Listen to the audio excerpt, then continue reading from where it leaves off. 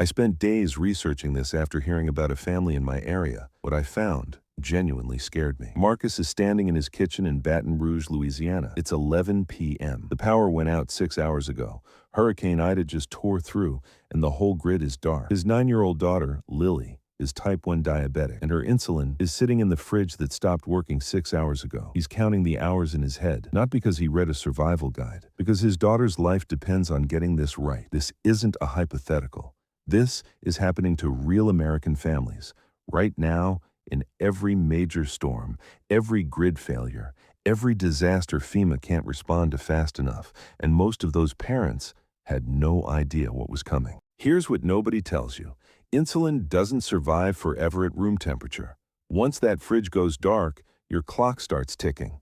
Rapid-acting insulins like Humalog and Novolog, the ones millions of American diabetics use every single day, are only safe at room temperature for about 28 days under ideal conditions. But here's the part that will surprise you. Room temperature means 77 degrees Fahrenheit or below. In a Louisiana summer without AC, your kitchen hits 90 degrees Fahrenheit within hours. At that heat, insulin starts degrading in days, not weeks, days. And if you inject degraded insulin thinking it's still good, it won't kill you immediately. That's the terrifying part. It just stops working.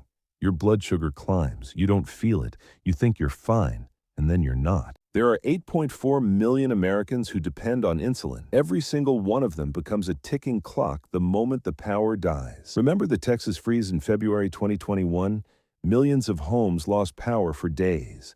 Diabetics were flooding emergency lines not because of the cold, but because their insulin was destroyed and they couldn't get more. Pharmacies were closed, roads were impassable, people were rationing doses, guessing, hoping. Some didn't make it to the other side of that guess. This is where it gets deadly. A type 1 diabetic without insulin for 24 hours enters a state called diabetic ketoacidosis, DKA. Your body starts burning fat for fuel instead of sugar. The byproducts are toxic. Your blood turns acidic, you get nauseous, confused, and then you lose consciousness. Without treatment, DKA kills in 24 to 72 hours. And the crazy thing? It starts feeling like the flu. You think you just need to rest. Your family thinks you just need to rest. Nobody panics until it's too late. So what do you actually do? Let's walk through it, because most people get this completely wrong. First, cold water storage. If your power dies, fill every large pot and cooler in your house with cold water and ice immediately. Insulin stays good submerged in cold water as long as the temperature stays below 77 degrees Fahrenheit. A quality Yeti or RTIC cooler with a bag of ice from the gas station, $3.99 at your local Shell, can keep insulin safe for 48 hours if you pack it right. Don't wait to see if the power comes back. Start cooling the moment the grid dies. This is the part that genuinely surprised me when I researched it. Almost nobody in the survival community talks about this. Second, Frio wallets. These things are life-changing, and almost nobody in the diabetic community knows about them. A Frio insulin cooling wallet uses evaporative cooling. You soak it in cold water, it keeps your insulin cool for 45 plus hours with zero electricity. You can find them on Amazon for about $20. If you have a diabetic in your family and you don't own one of these right now, stop the video and order it. Seriously. Third, know your nearest 24-hour pharmacy and the one after that.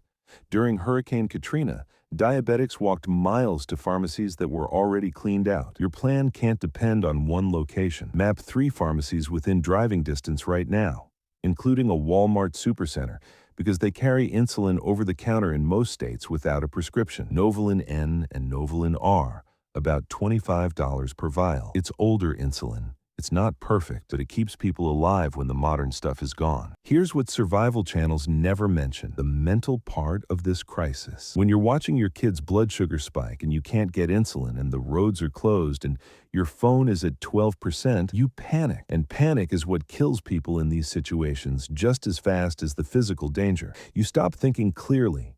You make bad decisions. You waste time. That's why your plan has to exist before the disaster.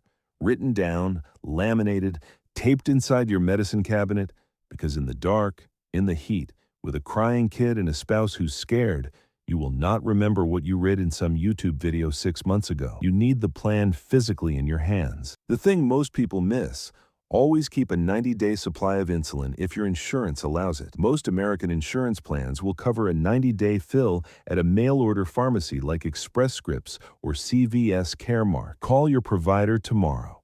Ask specifically about emergency supply overrides.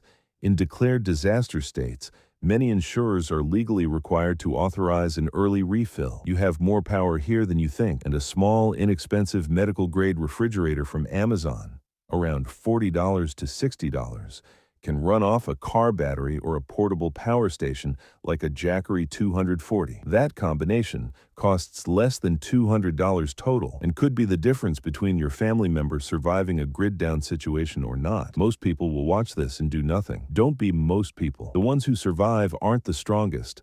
They're the ones who prepared before everyone else did. If you want to know what else they prepared that most Americans completely overlook, that video is coming next, and it covers a mistake that 9 out of 10 families with medical conditions make before every major storm. But before that, I need you to do one thing today, just one. Go look at where your insulin is stored right now. Check the temperature in that room and ask yourself honestly, if the power died tonight and stayed off for 48 hours, would it survive? So tell me, does your family have a power outage plan for medications? Or are you finding out right now that you don't? Drop it in the comments, because your answer might save someone else's life.